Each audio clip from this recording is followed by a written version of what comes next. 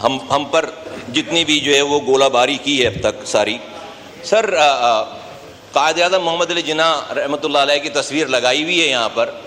और मैं रिकन्सिलिएशन की बात करना चाहता हूँ। बहुत ज़्यादा मेरे पास पॉइंट से सारी बातें हो सकती थी, लेकिन मैं नहीं करना चाहता। लेकिन कुछ बातें इनके ख़िलाफ़ मोहतरमा फ़ातिमा जिन्ना कायद-ए-आज़म की जो है वो जो बहन थी, वो इलेक्शन लड़ रही थी और उनके ख़िलाफ़ उस वक्त के डिक्टेटर जनाब अयूब खान साहब ने इलेक्शन लड़े वो, और इनको मोहतरमा फ़ातिमा जिन्ना को रॉ का एजेंट गद्दार वतन करार दिया।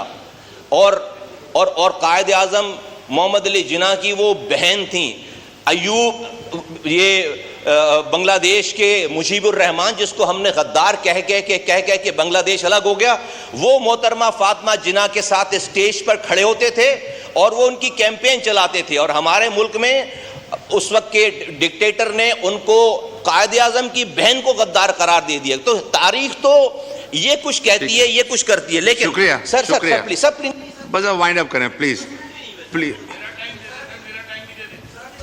मैं आपको गुजारिश करूं सर, टोटल आपने कितना बोला है अभी? 20 minutes 37 seconds, 7 minutes before, 13 minutes now. Find up करें प्लीज सर, बहुत लंबी लिस्ट है। प्लीज माइक खोलें प्लीज सर।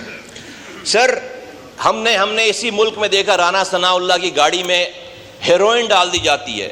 हमने इसी मुल्क में देखा कि हनीफ अब्बासी इलेक्शन से एक दिन पहले उनको जो है वो 7 साल की कैद की सजा दी जाती है। हम किस हाई मोरल ग्राउंड की बात कर रहे हैं? सर हमने इसी मुल्क में देखा कि नवाज शरीफ साहब अपनी अहलिया को डेथ बेड पे छोड़कर, वो सीन अगर आप देखें टीवी पे तो आपका दिल हिल जाता है, वो छोड़कर आते हैं और आकर जेल चले जाते हैं, उनकी अहलिया की डेथ हो जाती है वहां पे।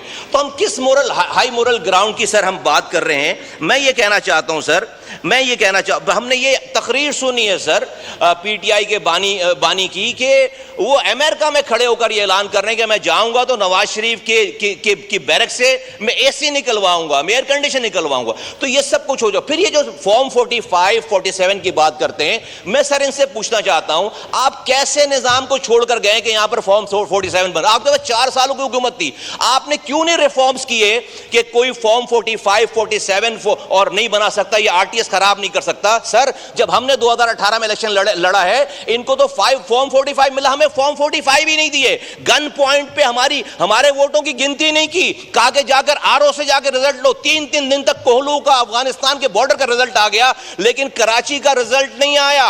और ये कहते हैं 99 नाम है अल्लाह के, इसके नीचे जो है वो झूठ आप नहीं, वो भाई 99 नाम अभी 2024 में लगे क्या? 2018 में 99 नाम अल्लाह के नहीं लगे हुए थे? यहां पर आपकी जगह डिप्टी स्पीकर बैठे हुए थे और वो स्टे ऑर्डर पे बैठे हुए थे। 4 सालों तक वो स्टे ऑर्डर पे बैठकर डिप्टी स्पीकरशिप उन्होंने। मैं सर अगेन कंक्लूड करता हूं सर, रिकंसिलिएशन खुदा के वास्ते होनी चाहिए। मैं अली मोहम्मद खान साहब जब बात करते हैं मैं कंफ्यूज हो जाता हूं, उनकी बैलेंस बात है।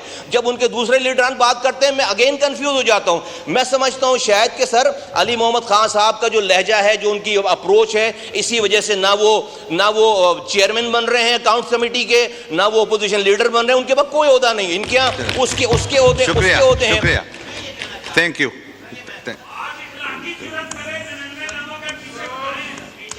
ये मुस्तफा कमाल साहब का माइक खोलें सर। Wind up please. अच्छा सर वाइंड अप करो, सर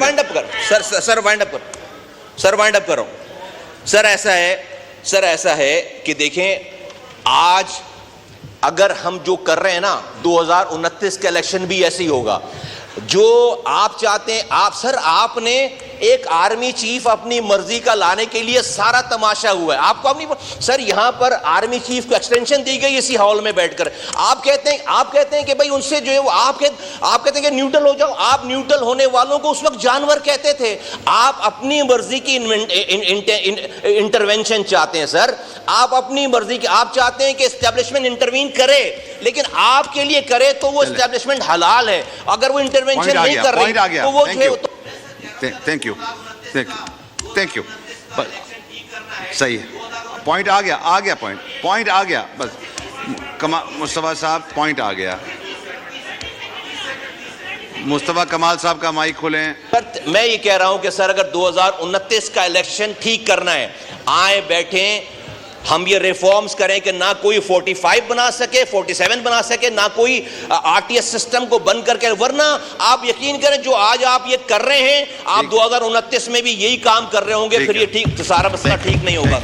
और वो आज वो सदर है, कल कोई और सदर होगा।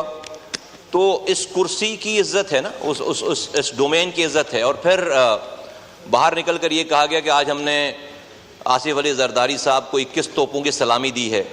तो बजाय इसके कि वो एक वाक़या हो गया, उसके बाद जो है वो अच्छी बात करते उसको और एंडोर्स किया गया। मैं सर आपके तवस्सुस से चंद चीज़ें रखना चाहता हूँ आपके सामने। एक तो सर जो हमारे मुल्क के हालात हैं, इस मुख्तसर टाइम पे सब कुछ तो नहीं हो सकता, सारी बातें नहीं हो सकती, लेकिन कराची जो कि रेवेन्यू इंजन है पाकिस्तान का, पिछले 70 सालों से 68% रेवेन्यू कमा कर दे रहा है। 2 सी पोर्ट्स हैं हमारे पास पाकिस्तान में, दोनों सी पोर्ट्स कराची की में हैं। तीसरा हमने गवादर बनाया, ऑपरेशनल नहीं है। तो पाकिस्तान का गेटवे है कराची, पाकिस्तान का रेवेन्यू इंजन है कराची। कराची चलता है तो पाकिस्तान पलता है, और हम इस पर बड़ा प्राउड फील करते हैं। इंटेलेक्चुअल हब है, फाइनेंशियल हब है, और पाकिस्तान का फेस है सर। मैं यहाँ पर जो कराची के मसाइल हैं, जो हालात हैं, जो जिस ये रेवेन्यू इंजन ये जो शहर है जिस हालात से गुजर रहा है, इसलिए नहीं कि मुझे पीपल्स पार्टी पे कोई तनकीद करनी है। हम समझते हैं कि आसिफ अली जरदारी साहब उन तमाम ओहदों से, तमाम नशीब व फराज से गुजर कर आज सदर के ओहदे पर दोबारा हैं। एक अपॉर्चुनिटी है पाकिस्तान के लिए कि उन जैसे सीनियर सियासतदानों से इस पाकिस्तान में कुछ ट्रबल शूटिंग्स जो है वो जो करनी चाहिए वो कर ली जाए। और मैं बहुत ही सदके नियत से उनके सामने गुजारिशात रखना चाहता हूँ, एज अ कंप्लेन के तौर पर नहीं, जो कि उनके लिए भी, उनकी पार्टी के लिए भी अच्छी बात होगी। मिसाल के तौर पर आज दुनिया चांद पर जा रही है, और हमारे यहाँ की खबर यह कि हमारे यहाँ गटर में गिरकर बच्चे मर रहे हैं। कराची जो कि रेवेन्यू इंजन है, वहाँ पर हर तीसरे दिन ये खबर आती है कि कोई मासूम 7 साल का, 5 साल का बच्चा जो है वो गटर में गिर गया और अपनी जान दे गया। 15 सालों से एक कतरा नया पानी कराची को नहीं मिला, और अब हालात ये हो गए कि जो पानी ऑलरेडी लाइनों में आता था उसको भी चोरी करके हमें ही बेचते हैं। पानी नहीं आता शहर में, लेकिन आप फ़ोन करें, आधे घंटे के अंदर जो है वो 8,000, 7,000, 10,000 का कंटेनर आपके पास आ जाता है, पानी का टैंकर आ जाता है। वो टैंकर का अफगानिस्तान से पानी की बात कर लें तो सिंध को जो कोटा मिलता है पाकिस्तान से, वो 36,370 मिलियन गैलन पानी मिलता है। 36,370 मिलियन गैलन MGD वाटर। उसमें से कराची जो विड्रॉ करता है वो 540 मिलियन गैलन पानी ड्रॉ करता है। 36,370 मिलियन गैलन पानी से कराची को 540 मिलियन गैलन पानी मिल रहा है। ये अगर आप परसेंटेज इसकी निकालेंगे तो ये सिंध के पानी का 1.5% है। आबादी कराची की ऑलमोस्ट सिंध की आधी आबादी कराची में रह रही है। रेवेन्यू इंजन है पाकिस्तान का, 70% कमा कर देता है, लेकिन हमारे पास सिंध के पानी का 1.5% है। यकीनन जो ज़राअत के लिए ज़्यादा पानी चाहिए, लेकिन सिर्फ मैं रिकॉर्ड पे रखना चाहता हूँ